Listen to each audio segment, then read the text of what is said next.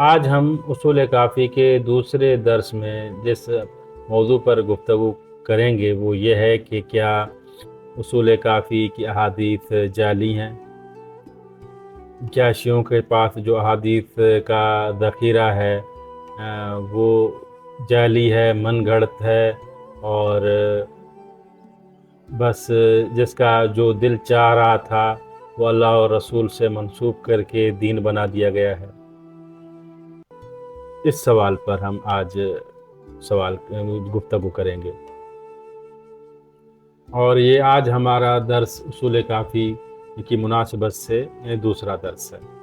آج کے درس میں اصول کافی کے مقدمے سے چند اقتباسات ذکر کریں گے، جس میں ہم یہ دیکھنا چاہیں گے کہ کتاب الکافی خود شیخ کلینی رحمہ اللہ کی نظر میں کس حیثیت کی کتاب تھی۔ آیا وہ یہ چاہ رہے تھے کہ کتاب الکافی میں جو کچھ انہوں نے جمع کیا ہے وہ پورا صحیح ہے، یا اس میں کسی کو اختلاف کی گنجائش تھی، یا سند میں کوئی مسائل ہیں؟ تو یہ دو اہم سوال ہیں جس پر ہم گفتگو کریں گے۔ پہلے یہ کہ کیا شیعہ احادیث جعلی ہیں، اس کا جواب دیں گے، اور دوسرا یہ کہ خود اصول کافی شیخ کلینی کی نظر میں کیا حیثیت رکھتی ہے، اور دیگر شیعہ علماء کی نظر میں اصول کافی کی اہمیت کیا ہے، اور باقی شیعہ فقہاء، مراجع اور مجتہدین جو شیعہ علماء کا ایک سلسلہ چلا ہے وہ اصول کافی کو کیا سمجھتے ہیں۔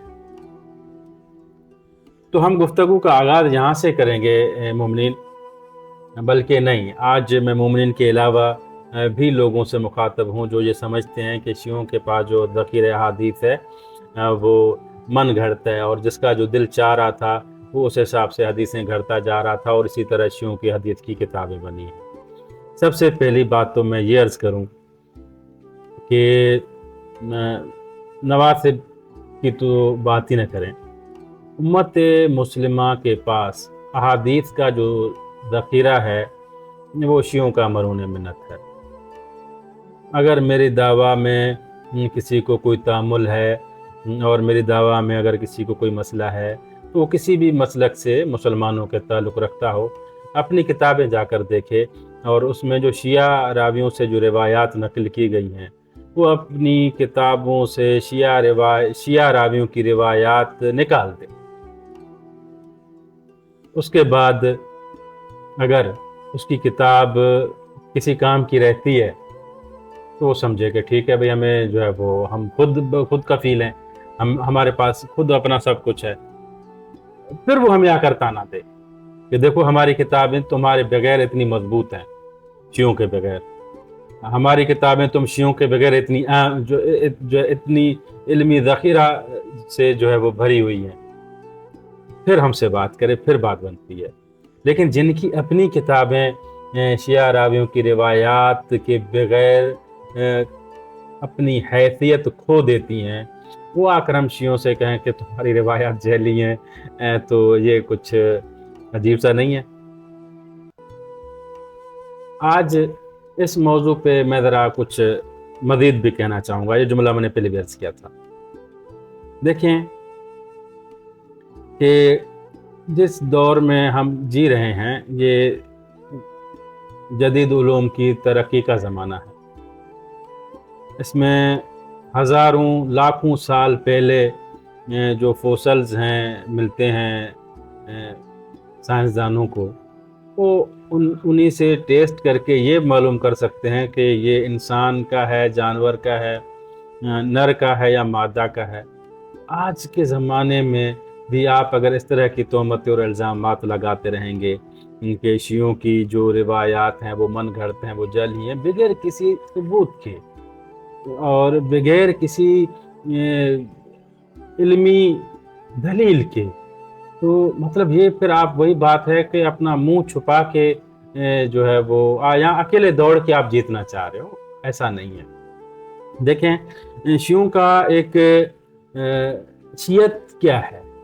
رسول خدا صلی اللہ علیہ وآلہ وسلم کی تعلیمات کا تسلسل ہے، جو غیبت کبریٰ تک اولاد رسول ائمہ معصومین علیہم الصلوۃ वसलाम की ज़ेर तरबियत एक कौम जो रही है, उस कौम ने रसूलुल्लाह सल्लल्लाहु अलैहि वसल्लम की ख़ानदान और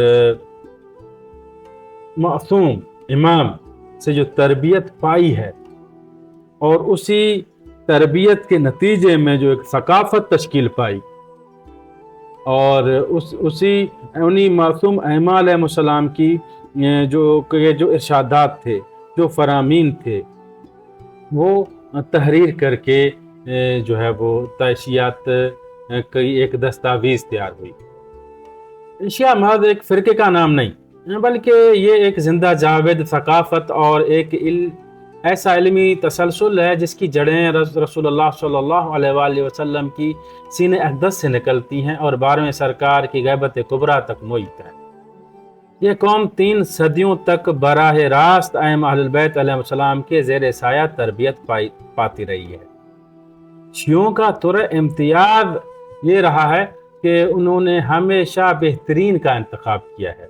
उन्हें कभी किसी की दुश्मनी या दोस्ती राह हक से न हटा सकी।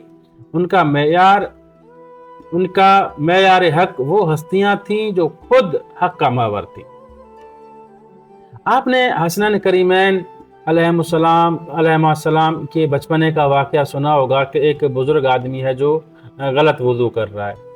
शहज़ादों ने अपना वुज़ू करके उनको दिखाया, तो वो बूढ़ा आदमी समझ गया कि मेरा वुज़ू गलत था। इसी वाक़े की मुख्तसर अगर आप तशरीह करें, उस पर थोड़ा सा गौर करें। हसनैन की विलादत, इसका मतलब है कि मदीना मुनव्वरा 10 साल मक्के के नबी करीम सल्लल्लाहु अलैहि वसल्लम के, और फिर मदीना मुनव्वरा में, और नबी करीम की यानी ज़िंदगी के आखिरी ज़माना चल रहा है, और वो सहाबी था मदीना मुनव्वरा में, वुज़ू गलत कर रहा था। शहज़ादों ने उनको वुज़ू करना सिखाया। आप क्या समझते हैं कि ये आखिरी बंदा था जिसका वुज़ू गलत था, और शहज़ादों ने उसी बंदे का वुज़ू ठीक करवा दिया? लातादाद ऐसे लोग होंगे जिनकी नमाज ठीक नहीं होगी नबी करीम सल्लल्लाहु अलैहि वसल्लम के ज़माने में, जिनके और कितनी इबादत के मसले होंगे।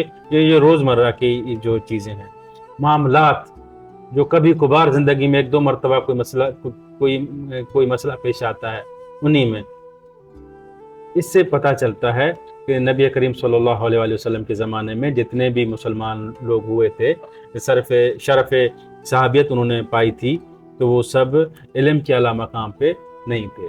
इसलिए आप देखेंगे कि शियों की जो रविश रही है, शियों ने हमेशा सहाबा में से हर सहाबी को उस सहाबी को की पैरवी की जो अपने फील्ड में, जो अपने शोबे में दूसरों से बरतर था। अब आते हैं जनाब सैयदा सलामुल्लाह अलैहा के दहलीज़ के आदाब, अहलुल बैत अलैहिस्सलाम से मोहब्बत के आदाब।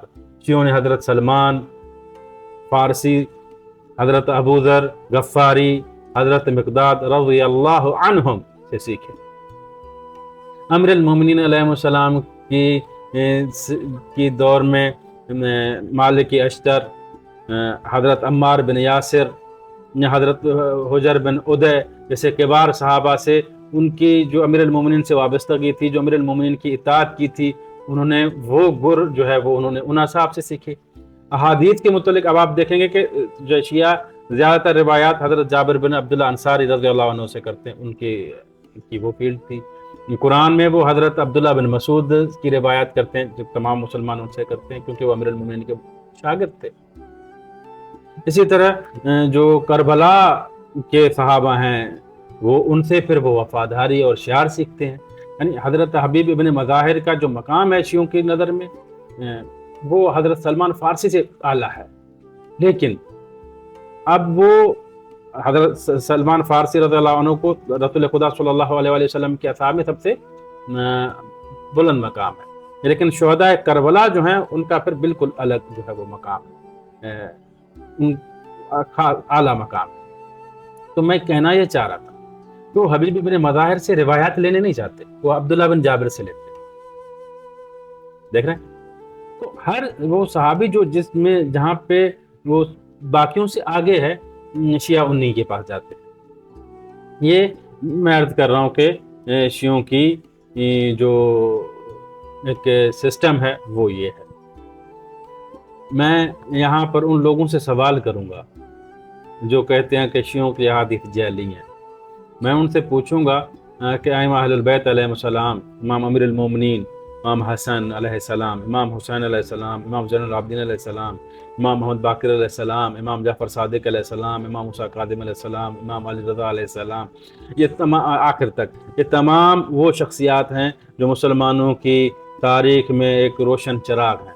یعنی آپ کی جتنے بھی اپنے علماء اعلام کی تاریخ سماع حیات آپ کی مسلمانوں کی کتابوں میں لکھی ہوئی ہیں، تو وہاں پہ ائمہ اہل البیت علیہ السلام کا جو مقام درج ہے ان کے برابر میں کسی بھی عالم کو نہیں رکھا گیا۔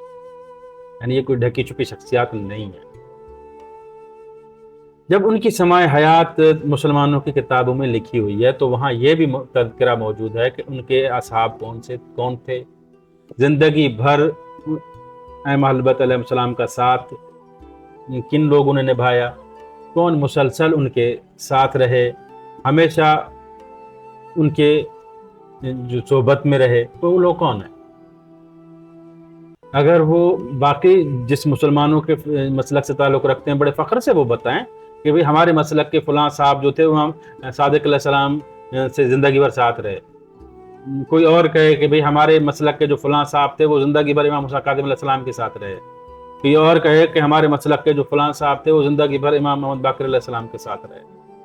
کوئی اور کہے کہ ہمارے مسلک کے جو فلاں صاحب تھے وہ زندگی بھر امام زین العابدین علیہ السلام کے ساتھ رہے۔ کہہ سکتے ہیں ایسے؟ کیوں نہیں کہہ سکتے؟ کہ رہے نہیں ہیں، تعلق نہیں رہا، وابستہ نہیں رہے۔ جو لوگ وابستہ رہے ہیں مسلمانوں نے اپنی تاریخ میں سب کا ذکر کیا ہے، اور وہ سب شیعہ تھے، وہ سب شیعہ تھے۔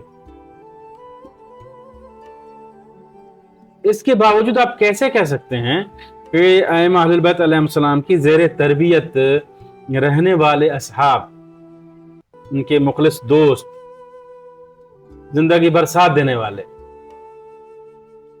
اور امام نے ان کو اپنے قریب رکھا، اور وہ لوگ پھر جو ہے وہ اپنی جعلی حدیثیں گڑھتے ہوں گے، جھوٹی حدیثیں گڑھتے ہوں گے، جن کو خود جو ہے ائمہ اہل البیت علیہ السلام نے اپنے ساتھ رکھا اور پوری دنیا نے دیکھا، دیکھنے والوں نے اپنی کتابوں میں بھی لکھا، جبکہ وہ الگ مسلک سے تھے خود۔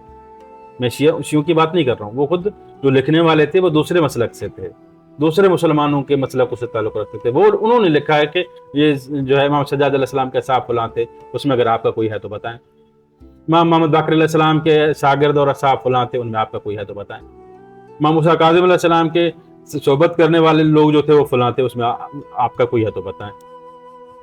جب نہیں ہے تو پھر نہیں ہے۔ اسی طرح ائمہ اہل بیت علیہ السلام نے پوری ملت تشیع کی اپنی زیر نگرانی تربیت کی،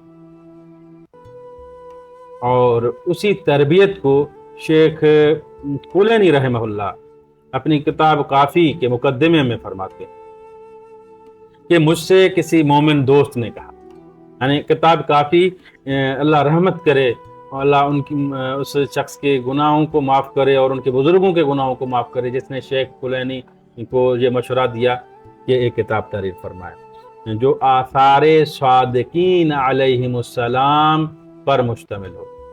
جو شیخ اپنے کتاب کے مقدمے میں فرماتے ہیں، اسی شخص کو مخاطب ہو کر وَذَكَرْتَ أَنَّ أُمُورًا قَدْ أَشْكَلَتْ عَلَيْكَ لَا تَعْرِفُ حَقَائِقَهَا لِاخْتِلَافِ الرِّوَايَةِ فِيهَا وَأَنَّكَ تَعْلَمُ أَنَّ اخْتِلَافَ الرِّوَايَةِ فِيهَا لِاخْتِلَافِ عِلَلِهَا وَأَسْبَابِهَا وَأَنَّكَ لَا تَجِدُ بِحَضْرَتِكَ مَنْ تُذَاكِرُهُ تفاوضه ممن تثق بعلمه فيها، وقلت إنك تحب أن يكون عندك كتاب كاف يجمع فيه من جميع فنون علم الدين ما يكتفي به المتعلم ويرجع إليه المسترشد۔ اب میں صرف اس کا ترجمہ پڑھوں گا کیونکہ میں نہیں چاہتا ہوں کہ دورانیہ زیادہ لمبا ہو جائے۔ اور آپ نے ذکر کیا کہ کچھ معاملات آپ پر مشتبہ ہو گئے ہیں، یعنی آپ کو الجھن میں ڈال رہے ہیں، جن کی حقیقت کو آپ روایت کے باہمی اختلاف کی وجہ سے نہیں پہچان پا رہے، حالانکہ آپ یہ جانتے ہیں کہ روایات میں اختلاف ان کے اسباب اور وجوہات کے فرق کی وجہ سے ہے۔ शेख उसी शख्स को मुखातब में, ये मुकदमे में उनसे मुखातब हो रहे हैं जिन्होंने कहा था कि आप किताबुल काफ़ी तालीफ फरमाएं। नीद आपने ये भी शिकवा किया कि आपके पास कोई ऐसी इल्मी शख्सियत मौजूद नहीं जिससे आप उन मसाइल में बहस मुबाहिसा या तबादला ख्याल कर सकें और जिसके इल्म पर आपको भरोसा हो। और आपने कहा कि आपकी ये ख्वाहिश है कि आपके पास एक ऐसी काफ़ी किफ़ायत करने वाली किताब मौजूद हो जो दीन के तमाम फ़नून और उलूम का मजमुआ हो, जिससे एक तालिब इल्म भी फ़ायदा उठा सके और रहनुमाई चाहने वाला भी उसी की तरफ रुजू करे, ताकि जो शख्स इल्म दीन हासिल करना और उस पर अमल करना चाहे वो अइम्मा सादिकीन अलैहिमुस्सलाम से मरवी सही अहादीस और उन मुस्तहकम सुन्नतों से दीन हासिल करे जिन पर अमल किया जाता है और जिनके ज़रिए अल्लाह अज़्ज़ व जल के फ़राइद और उसके नबी की सुन्नत को अदा किया जा सकता हो। आपने कहा अगर ऐसी किताब तैयार हो जाए तो मुझे उम्मीद है कि अल्लाह ताला की मदद और तौफीक से हमारे भाइयों और हमारी मिल्लत के लोगों की इस्लाह का सबब बनेगी और उन्हें उनकी रुशद और हिदायत की मंजिल की तरफ ले आएगी। बस ए मेरे भाई, अल्लाह आपकी रुशद और हिदायत फरमाए। जान लीजिए कि किसी भी शख्स के लिए ये मुमकिन जायज़ नहीं कि वो उलमा यानी आइमा अलैहिस्सलाम से मरवी इख्तिलाफी रिवायात में अपनी ज़ाती राय से फैसला करे, सिवाय उन मयारात के जो खुद मासूम अलैहिस्सलाम ने बयान फरमा दिए हैं। जैसा कि आइमा अलैहिस्सलाम का कौल है, उन रिवायात को अल्लाह अज़्ज़ व जल की किताब कुरान पर पेश करो। बस जो अल्लाह अज़्ज़ व जल की किताब के मुवाफिक हो उसे ले लो और जो उसकी मुखालिफ हो उसे मुस्तरद कर दो। ये आम नुक्ता। नीद आपने फरमाया कि वो रिवायत छोड़ दो जो मुखालिफीन के नज़रियात के मुवाफिक हो, क्योंकि हिदायत उनकी मुखालिफत में है। आपने ये भी फरमाया कि उसे इख्तियार करो जिस पर अहल बैत अलैहिस्सलाम के पैरोकारों का इत्तेफाक हो, क्योंकि जिस बात पर सबका इत्तेफाक हो उसमें कोई शक नहीं होता।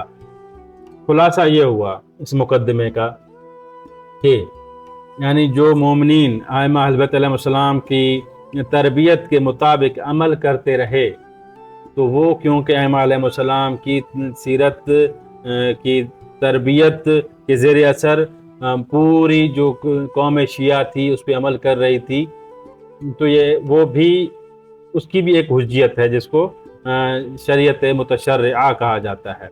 यानी एक मोमिनीन का एक ग्रोह जो मुकम्मल एक चीज़ पर पाबंदी से अमल कर रहा है और चाहे वो किसी भी शहर से ताल्लुक़ रखते हों, तो इसका मतलब ये होगा कि क्योंकि ये अपने तमाम अहकामात एक ही शख्सियत से इमाम अलैहिस्सलाम से लेते हैं और ये मुख्तलिफ शहरों में रहते हैं और सब एक ही किस्म का अमल अंजाम दे रहे हैं, तो ये वाज़ेह करता है कि ये इनको अपने इमाम अलैहिस्सलाम से मिले हुए अहकामात हैं जिन पर ये अमल करते हैं। तो ये सीरत सादिकीन अलैहिस्सलाम इसको कहा जाएगा कि आइमा अलैहिस्सलाम की सादिकीन आइमा अलैहिस्सलाम की सीरत के मुताबिक पर चलते हुए मोमिनीन ने उस पर अमल किया।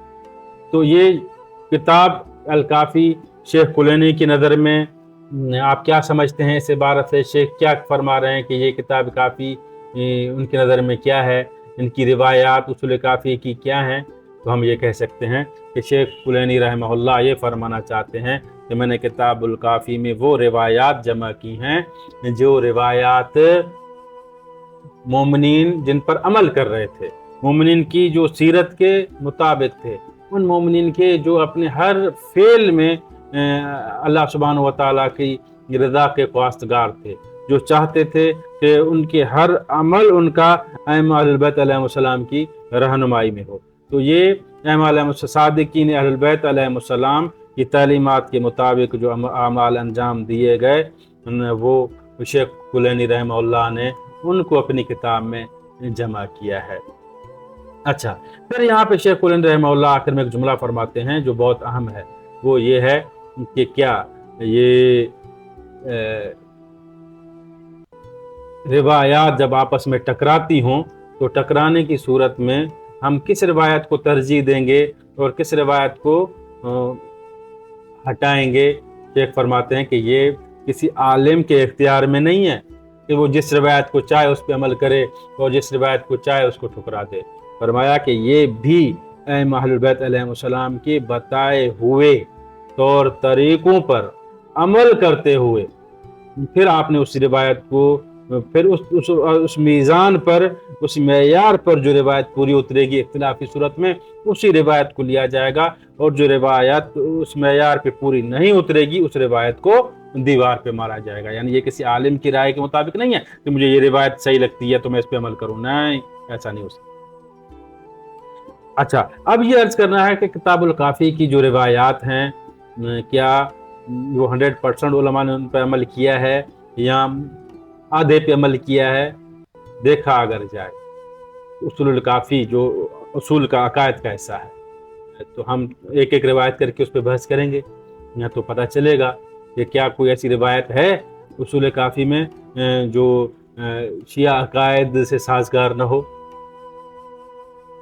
اور باقی جو فقہ سے جو متعلقہ روایات ہیں تو اس میں ایک اہم خصوصیت الکتاب الکافی کو جو حاصل ہے باقی تمام کتابوں کے اوپر، کہ اگر ایک روایت کا متن جو ہے وہ ایک ہی روایت ہے، اس کا متن کچھ ذرا الفاظ مختلف ہیں، الکافی میں کچھ ہیں اور باقی شیخ صدوق کی وہی روایت اگر نقل کرتے ہیں اور اس میں الفاظ کا اختلاف ہے، تو ترجیح کتاب الکافی کی روایت کو دی جاتی ہے۔ کیوں؟ کیونکہ شیخ کلینی کا جو ضبط ہے، شیخ کلینی کی جو تحریر ہے، شیخ کلینی کی جو ایک گرفت ہے اپنے کام کے اوپر، وہ سب سے اعلیٰ اور بڑے معیار درجے کی جو ہے وہ ہے۔ اچھا، اب میں یہ عرض کر رہا ہوں کہ علماء کیا کہتے ہیں، میں صرف محقق نائینی رحمہ اللہ کے قول کو ذکر کروں گا، جس میں محقق نائینی رحمہ اللہ فرماتے ہیں کہ اصول کافی کی سند پر بحث کرنا ایک عاجز کا شغل ہے، عاجزوں کا پیشہ ہے۔ بحث و جرح کر مطلب کیا ہوا؟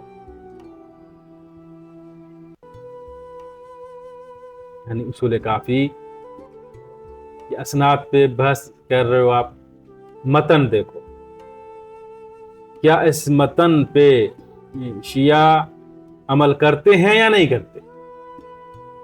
وہ مضمون روایت کا شیعوں میں رائج ہے یا نہیں ہے؟ فقہا کی فتاوی اس کے مطابق ہیں یا نہیں ہے؟